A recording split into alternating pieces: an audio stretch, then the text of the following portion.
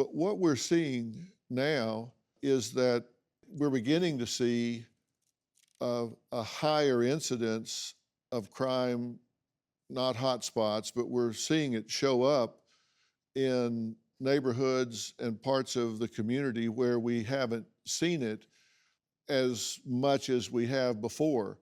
I live in Beverly Hills. September 29th of 21, gang members plead guilty to federal charges in armed robbery and shooting at a Beverly Hills restaurant here. October 20th, 21, one person was shot and wounded during an attempted robbery in a high-end business district of Beverly Hills. November 24th, 21, 3 robberies in Beverly Hills result in 5 arrests, robbers carrying handguns. November 24th, 21, man identified in a fatal shooting outside Sunset Restaurant up here. Then not long ago, December 6th, a suspect charged in a fatal shooting of a good friend of Robin's. It was her mother. Beverly Hills philanthropist Jacqueline Avant was shot and killed in her home, and then the suspect went to another home and inadvertently shot himself in the foot, so they caught him at the second home that morning.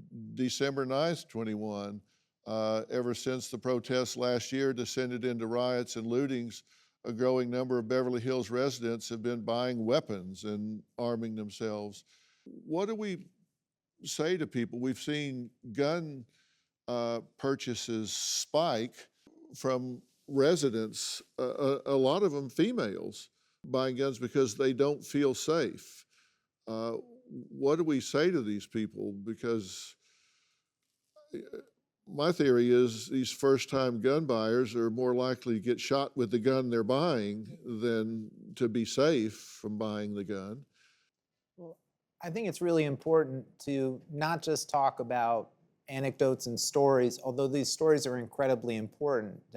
These stories of victimization are real, and our hearts have to go out to these victims. But we have to look at the full picture. And the reality is that we've had a lot of good data about what's been happening over the past 2 years. And there has been a massive spike in gun violence, and we need to acknowledge that. But overwhelmingly, that gun violence is concentrated in our most marginalized communities, among our most marginalized people. That doesn't mean that when crime happens elsewhere, it's okay, or that it shouldn't be addressed.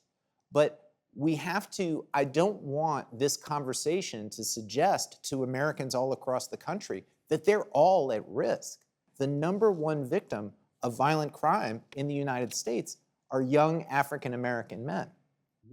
And so I think we have to have sympathy for all our victims. But I also think that we need to understand that our solutions have to be targeted. And I don't want to present to Americans that you either just got to get tough and get hands-on and lock everybody up, or that we defund and just walk away from the problem and hope that somehow through other services that we can stop it.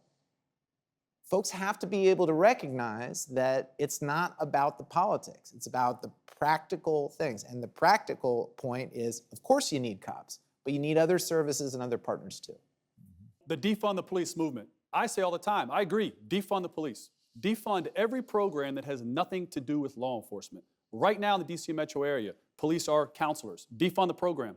Hire people that are specialists to do that. Right now in Loudoun County, Virginia, they make some police officers carry chainsaws and chains in their vehicles so that if VDOT doesn't want to respond, the deputies are now arborists, vehicle coverage specialists. Every job that a local city or county starts to push out, they dump on the police. Every job, okay? So when it comes to defund the police, defund everything that has nothing to do with police work and let cops be cops. Do you have a story or a question for me? Click the link in the description and tell me what in the world is going on.